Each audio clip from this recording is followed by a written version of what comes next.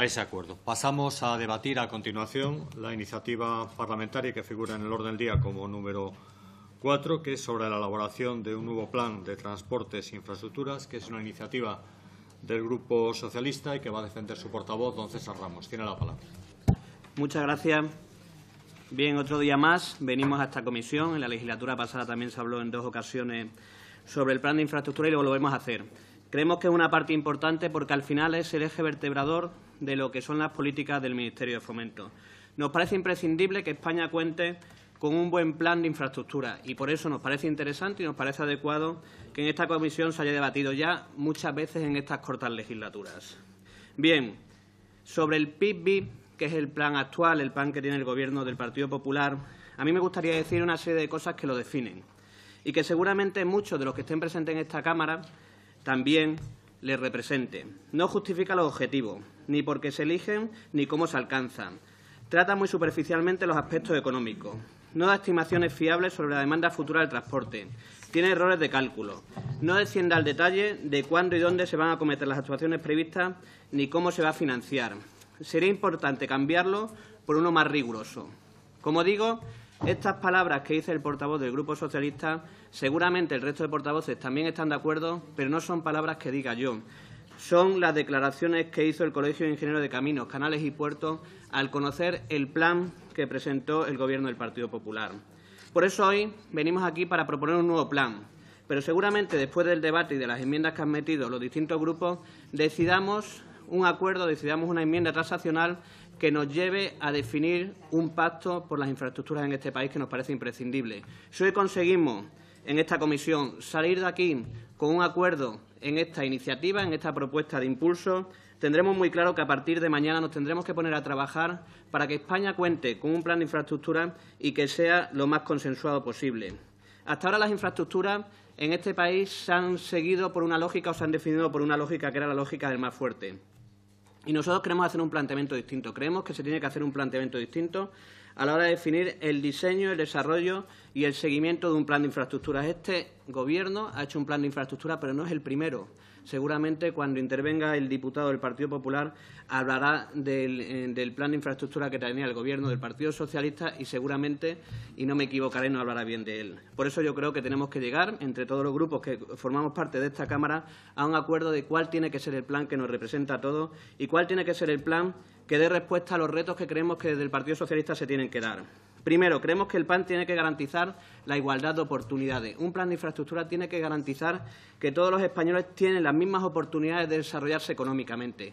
Y sabemos que las infraestructuras juegan un papel muy importante en ese tema. Por eso creemos imprescindible poner acento político, poner visión política y no solo técnica a lo que tiene que ser el plan de infraestructura. Voy a poner un ejemplo. Yo soy extremeño y si quiero ir desde Madrid a Badajoz en tren, tardaré más de 5 horas y media. Repito, más de 5 horas y media en 400 kilómetros. Si intento ir de Madrid a Barcelona, tardaré la mitad, 2 horas y media. Y eso que son 600 kilómetros, 200 kilómetros más a Badajoz. Eso da respuesta del desequilibrio que existe en las infraestructuras en nuestro país. Y se preguntarán los diputados, ¿y cómo puede pasar eso en el siglo XXI? Muy sencillo. En Extremadura todavía hay traviesas de madera de más de 100 años, que tienen más de 100 años de historia, que en vez de estar en la vía del tren deberían estar en un museo. Y eso hace que en algunos sitios, en algunos tramos, no se pueda circular a más de 50 kilómetros por hora. Un corredor de mediana velocidad, a lo mejor, pasando al lado del tren, puede ir mucho más rápido que él. Y eso creemos que no es exclusivo de Extremadura. Hemos hablado y se ha hablado aquí de Granada, pero también conocemos el País Vasco, conocemos Galicia, conocemos Murcia, conocemos algunas provincias de Andalucía, también es el caso de Asturias, y creemos que tenemos que solucionar esto de una vez, porque lo único que está consiguiendo es restar oportunidades a una parte de los españoles. Llegar en tren a algunas partes es un acto heroico, y creo que este país no está para que tenga tantos héroes que se monten cada día en el tren. Y no pasa un día sin que veamos que hay una nueva incidencia en muchos de los transportes de ferrocarril que circulan por nuestro país. Creemos que es importante que este nuevo plan tenga en cuenta la demanda, pero teniendo en cuenta datos reales. No nos puede pasar lo mismo que pasó con las autopistas de peaje que programó el Gobierno del Partido Popular y que a día de hoy han quebrado una por una. Queremos que sea un plan que garantice el desarrollo económico, como he dicho, de todos los territorios y un crecimiento económico que esté basado en las infraestructuras. Cuando se plantea un plan de infraestructura, normalmente se tiene en cuenta el crecimiento económico para definir la demanda. Nosotros queremos darle una vuelta a eso. Queremos pensar que es muy importante, a la hora de definir las infraestructuras, pensar en cuánto va a aportar de desarrollo económico a una región. Y es cierto que en este país hay regiones que necesitan, como el llover, determinadas infraestructuras que nos ayuden a desarrollarnos. Por eso creemos un desarrollo equilibrado y, además, planteamos un cambio en el concepto del desarrollo, del seguimiento y de la elaboración del plan. Creemos que tiene que contar con el máximo consenso. Creemos que tiene que ser un plan transparente. Creemos que tiene que ser un plan riguroso. Y para eso tiene que cumplir una serie de condiciones. Para que sea un plan consensuado, seguramente con la iniciativa consensuada por todos los grupos que salga hoy de aquí, saldrá un plan consensuado, porque vamos a hablar de un pacto nacional por las infraestructuras en nuestro país. Y será un paso muy importante. Pero creemos, además, que tiene que ser transparente. Y seguramente, cuando hablemos de esto, el portavoz del Partido Popular dirá que sí, que actualmente es muy transparente, que además tiene un observatorio que da datos reales de cómo va evolucionando la demanda en nuestro país, cómo van evolucionando las infraestructuras. Pero si uno intenta analizar un tramo, simplemente un tramo, una de las actuaciones pendientes del plan, como puede ser un corredor ferroviario, seguramente le sea imposible saber cuál es la previsión de cuándo se va a terminar, cuál ha sido el coste de cada uno de los tramos, quién ha sido la empresa que la ha adjudicado, cuáles han sido las que han licitado y cuál ha sido el coste final. Porque, además, en este país se está dando un caso que está perjudicando mucho al desarrollo de estas infraestructuras, que son muchas de las obras que están adjudicadas a día de hoy están paralizadas. Ayer salía, o antes de ayer salía en un periódico nacional, un dato que decía que más de 100 obras adjudicadas por Adif estaban paradas. Esa es la falta de transparencia que decimos que creemos que tiene la ejecución del plan. Y estamos en una época en la que el desarrollo de las nuevas tecnologías permite saber en tiempo real y podría saber de una forma muy sencilla cuál es el proceso y cuál es la previsión de una infraestructura. Es tan sencillo como crear una página web, poner un mapa y un visor que en cada uno de los tramos te ponga previsión de finalización, te ponga el tramo a quién ha sido adjudicado, cuál ha sido el coste, cuáles han sido las modificaciones y cuáles han sido los problemas que tenga. ¿Es tan complicado hacer eso? Yo creo que es posible y, además, pedimos que sea posible, pedimos que el nuevo plan lo contemple. Creemos, además, que tiene que ser riguroso en el análisis. Evidentemente, en el plan que planteó el Partido Popular se plantea que hay una serie de indicadores para evaluarlo. No se pone cuáles son los indicadores y no se pone cuáles son los rangos de los indicadores. Yo, cuando me voy a hacer una analítica al médico, me dice cuáles son los rangos normales para decir que mi salud esté bien, y cuando me salgo propone medidas correctoras. Pues eso hay que hacer con el plan de infraestructura. Hay que definir una serie de indicadores y hay que poner los objetivos que se tienen que cumplir. Y es muy sencillo. Simplemente hay que tener voluntad política.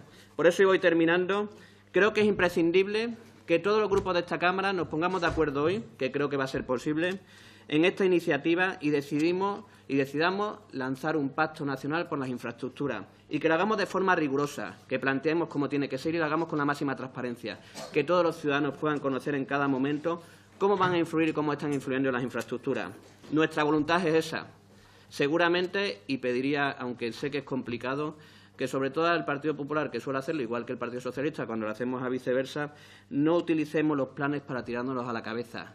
Analicemos en lo que se ha fallado y veamos cómo podemos hacerlo para que sea un plan que le sirva para todos los españoles y el desarrollo de esta tierra. Creemos que tenemos una oportunidad, creemos que puede ser una legislatura muy fructífera para todos los españoles en este sentido, y consigamos poner al hormigón, que hasta ahora simplemente era hormigón y cintas que cortaban unos a otros, pongámoslos acento político, pongámoslos carga ideológica y pongámoslos discurso político. Creo que ganaremos tono, ganarán los españoles. Nada más y muchas gracias. Muchas gracias, don César. Es el turno del Grupo Parlamentario Popular para que defienda su enmienda el diputado y portavoz don Miguel Barrachina. Muchísimas gracias, señor presidente, y quiero agradecerle al PSOE el tono de la intervención. No voy a hablar de los anteriores planes socialistas. De hecho, no hubo ningún gobierno popular que lo paralizase, sino que fue el propio señor Blanco, con motivo de la crisis, anterior ministro de Fomento, quien tomó aquellas decisiones de paralización de alguna serie de actuaciones. En la actualidad tenemos un plan evidentemente mejorable, como todas las obras humanas, y por tanto la nueva realidad, y tal y como acordamos también con el grupo político de Ciudadanos, sujeto a cualquier mejoría. Son más de 300 hojas las que documentan el plan de infraestructuras, transportes y vivienda, con un detalle concreto sobre cientos de obras específicas en materia de carreteras, ferroviarias, puertos y aeropuertos en España.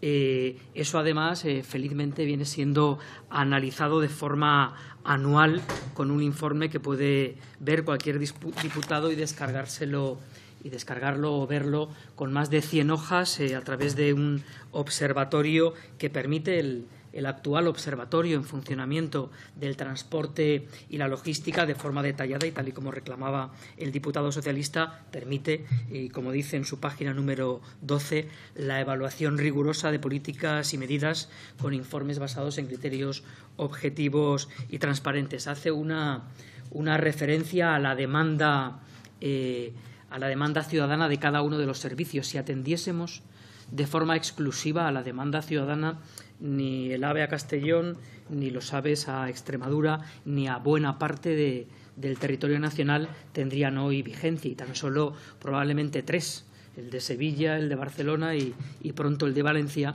tendría sentido que existiesen. Por tanto, además de esa rentabilidad económica y objetivos de carácter social que justifican incluso dentro del ideario político más liberal, que dado que los beneficios de esa serie de infraestructuras tienen externalidades, es decir, afectan a un conjunto de la población muy superior a la que lo costea, está más que justificado. Nuestra disposición es efectivamente alcanzar un acuerdo de gran ámbito para que, sobre la base y el sustento de este plan existente, que creo que fue un acierto de la que hoy es presidenta del Congreso de los Diputados, de doña Ana Pastor, hacerlo además y tener incluso un apartado que recoge las posibilidades de cambio anual, de flexibilidad y de mejora, y que mientras se alcanza un acuerdo de envergadura de ámbito nacional, no solo en el ámbito y en las instituciones políticas, sino también de carácter social, sigamos disfrutando de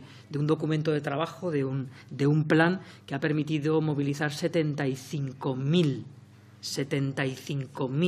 millones de euros se han movilizado en base a este plan, en base al PIB 2012-2024, que ciertamente en 2012, el momento del nacimiento, era el momento de cuentas públicas más apuradas en la historia de la Hacienda Pública Nacional, y por tanto nació con ambición, a pesar de que el momento de la aprobación del Plan de Infraestructuras, Transporte y Vivienda no era el momento de mayor holgura presupuestaria. Por tanto, desde el Grupo Popular lo que nos gustaría es, y tal y como en conversaciones con el propio Grupo Socialista y con Ciudadanos, alcanzar ese acuerdo y seguir, mientras tanto, atendiendo las reclamaciones, las sugerencias, los cambios, las actualizaciones que el Observatorio Público en este momento viene dando. Gracias. Muchas gracias, don Miguel. Para defender la enmienda del Grupo Parlamentario de Ciudadanos, doy la palabra a su diputado y portavoz, don Fernando Navarro. Muchas gracias, señorías. El Departamento de Fomento tiene una doble característica. Tiene un altísimo contenido económico y una altísima visibilidad mediática. Y esta doble característica provoca la existencia de una doble amenaza de sesgo en la toma de decisiones. Por una parte, por parte del decisor, puede existir la tentación de que, al tomar la decisión, en lugar de atender a los lógicos criterios socioeconómicos que deben primar en una decisión de estas características, se atienda a criterios de otro tipo. Por ejemplo, a criterios electorales, por ejemplo, a criterios de posteridad. Es decir, el político puede estar interesado en que una determinada obra, una determinada infraestructura llegue a su zona o a su circunscripción y quedar como la persona que llevó tal o cual obra a su ciudad. El segundo sesgo es el sesgo meramente regional. En esto sufrimos, lógicamente, estamos aquejados todos los diputados por esa misma razón, por ese mismo impacto mediático que tienen las decisiones. Todos los diputados estamos interesados que nuestra circunscripción reciba las mejores noticias en materia de fomento y reciba las mejores inversiones.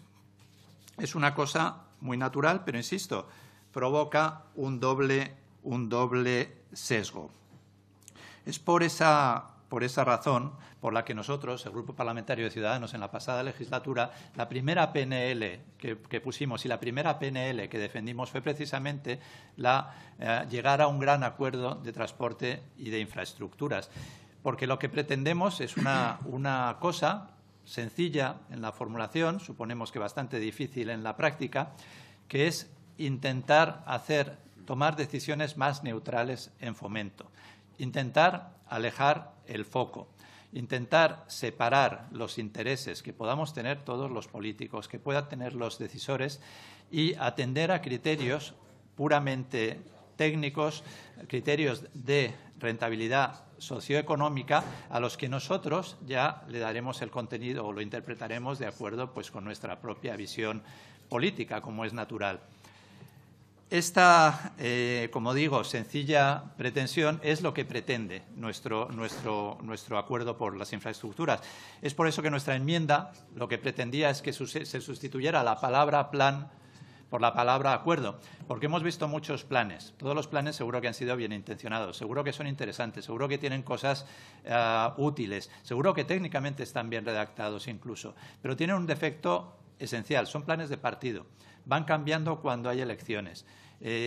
Así podemos hablar de un plan Borrell, de un PIT, de un PIT-B, pero todos ellos van cambiando y nosotros queremos algo que trascienda los cambios electorales.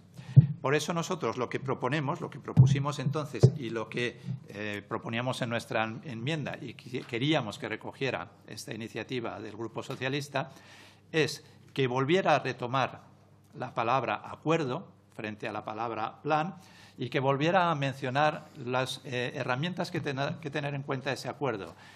Significativamente, una oficina de evaluación de infraestructuras, que luego en el desarrollo del acuerdo ya discutiremos, porque tenemos que alcanzar el máximo acuerdo posible. Ya discutiremos de dónde tiene que depender, si es del Parlamento, si es del Ministerio. Ya discutiremos, pero tenemos que tener claro al menos cuáles son los elementos que nos tienen que guiar en esta decisión. Con lo cual, yo creo que todos los grupos aquí presentes llegaremos a un acuerdo con las enmiendas que hemos presentado y podamos hoy sentar ese primer paso de un gran acuerdo. Difícilmente lo podríamos sentar si ni siquiera nos podemos poner hoy de acuerdo en la definición de la iniciativa. Podamos, poner ese primer paso, poner esa primera piedra.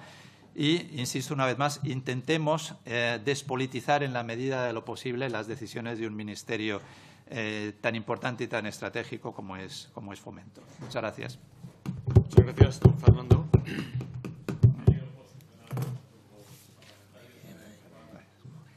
Parlamentario confederal de Unidos Podemos, En Comú Podem, En Marea. Doy la palabra al diputado don Sergio Pascual. Hola, buenos días, diputados y diputadas. El Partido Socialista pone sobre la mesa la necesidad de elaborar un nuevo plan de transporte e infraestructuras que cuente con el máximo consenso político, social, económico e institucional y que cumpla con los objetivos de reducir costes, mejorar la eficiencia y la sostenibilidad. Una proposición no de ley que entiendo va a recibir el apoyo, según me dicen, de todos los grupos aquí presentes y vaya por delante que vamos a apoyar también desde el Grupo Parlamentario de Confederal de Podemos, En Comú Podem, En Marea esta propuesta. Pero querríamos hacer alguna consideración general y alguna propuesta. Y vamos a ello, porque creo que es cierto que rectificar es de sabios, pero no podemos dejar de recordar, para tenerlo en cuenta y mejorar a futuro, que tanto el Partido Socialista como el Partido Popular han gobernado nuestro país por largos periodos en el pasado próximo. Si las infraestructuras en España son un conjunto inconexo y no orientado al servicio y la movilidad de los españoles, es fruto de la ausencia sistemática de planificación integral de las últimas décadas. Los sucesivos ministerios de uno y otro partido han elaborado gruesas diatribas sobre qué y cómo debería ser la vertebración de nuestro territorio, pero a la postre los planes PEIT, PIT-B y otros tantos acababan, tras las buenas intenciones, siendo el soporte de una priorización de infraestructuras que tenía más que ver con correlaciones de fuerza e interés partidista que otra cosa. Esto sin contar con que se ha producido una desmedida apuesta nuevamente, con réditos enfocados a la foto inaugural más que al servicio, por medios de transporte alejados de la necesidad y el poder adquisitivo de nuestro pueblo. Solo así se explica que se planifiquen inversiones 10 veces más altas en alta velocidad que en cercanías y media distancia, cuando este es un sistema de transporte que utilizan 10 veces menos usuarios. Para que se me entienda, que se inviertan 100 euros por viajero de AVE por cada 1 euro de viajero de cercanías. Solo así se entiende que en un país al que las mercancías entran fundamentalmente por puntos fijos, los puertos, estemos a la cola de Europa en tráfico de mercancías ferroviarias. España se merece un plan detallado, integral, interinstitucional, a largo plazo, que redirija inversiones y planifique teniendo en cuenta a la mayoría de los ciudadanos y sus necesidades de movilidad. En definitiva, un plan de infraestructuras orientadas al servicio público y a la mejora de nuestra economía. Nos gustaría que se recogiera en esta proposición no de ley la necesidad de tener en cuenta la sostenibilidad ambiental como criterio de planificación. Nos gustaría que se tuviera en cuenta la necesidad de poner mayor énfasis en la corrección y mejora de las posibilidades de tráfico de mercancías que pudieran hacer de nuestro país un nudo de entrada a la Unión Europea y de conexión con otros continentes. Y nos gustaría acotar el apartado donde se recoge la responsabilidad social, añadiendo que esa rentabilidad social tiene que ser de la mayoría. Solo así tendremos un plan de todos y para todos y todas que sea útil a las próximas generaciones en lugar de a las próximas inauguraciones. Muchas gracias. Muchas gracias, señor Pascual. Y por el Grupo Parlamentario Mixto tiene la palabra el diputado don Isidro Martínez Obal.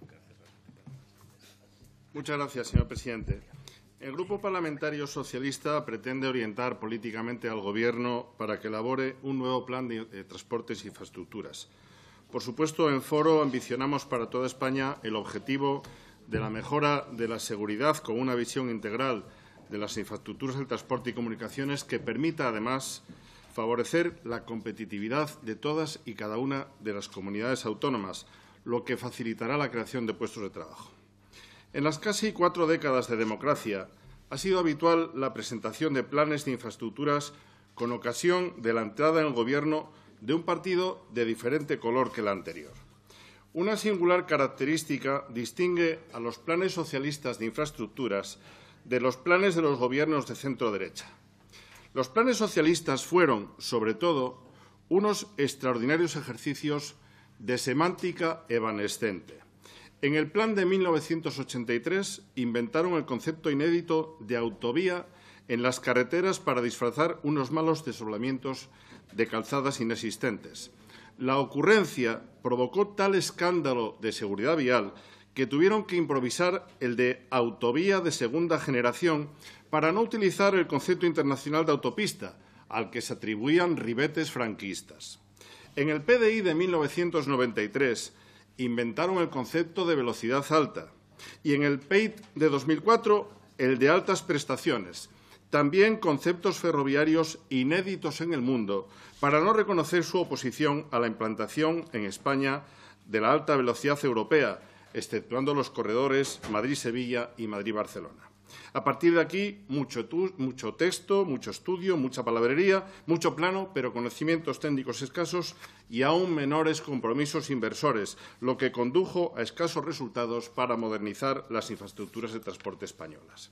De ahí que hoy me llame la atención que los especialistas en incumplir sus propios planes, en desbaratar los de sus predecesores, en paralizar las obras, en sacarlas adelante a base de sobrecostes estratosféricos o en ignorar la incorporación de territorios, capitales y ciudades a las infraestructuras del siglo XXI, propongan en esta primera comisión de fomento que el Gobierno elabore un nuevo plan.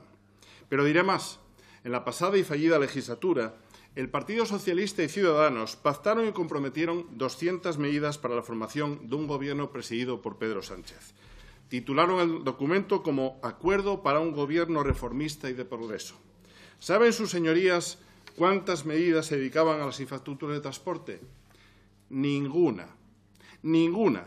Entre estas 200 medidas no existía una sola mención relacionada con las infraestructuras.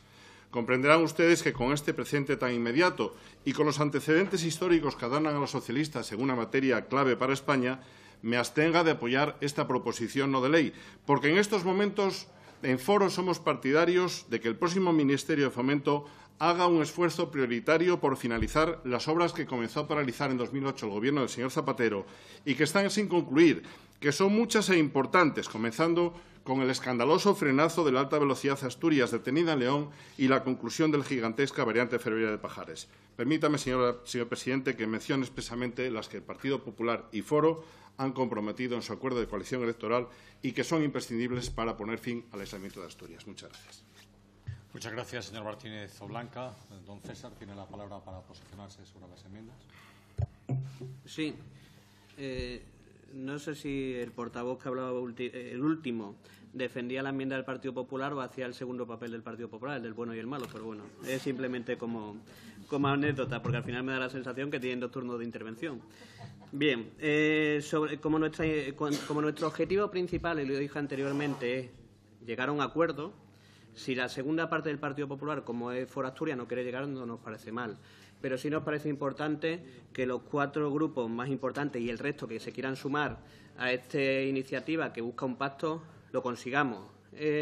Durante la comisión, además, como creo que tiene que ser estas comisiones, hemos hablado entre unos y otros portavoces y hemos llegado a un medio acuerdo que nos representa además a la mayoría y que busca eso, que se haga y se impulse un pacto nacional, como hemos dicho antes, que además se actualice el actual plan de infraestructura a partir de ese pacto nacional y después quedamos sin definir lo que tiene que ser el observatorio y lo que tiene que ser la agencia o la oficina que propone Ciudadanos, porque creemos que tiene que ser el pacto quien defina las competencias, cómo se desarrolla, cuáles son sus funciones y quién lo va a componer. Entonces, agradecido del apoyo de los demás grupos y del consenso que creo que vamos a obtener en esta iniciativa, porque creo, como he dicho antes, que no es solo bueno para los diputados que estamos aquí, sino que lo más importante es bueno para todos los ciudadanos españoles. Nada más y muchas gracias. Muchas gracias, don César. Esperaremos entonces a conocer ese texto. Como les decía al comienzo de la sesión, había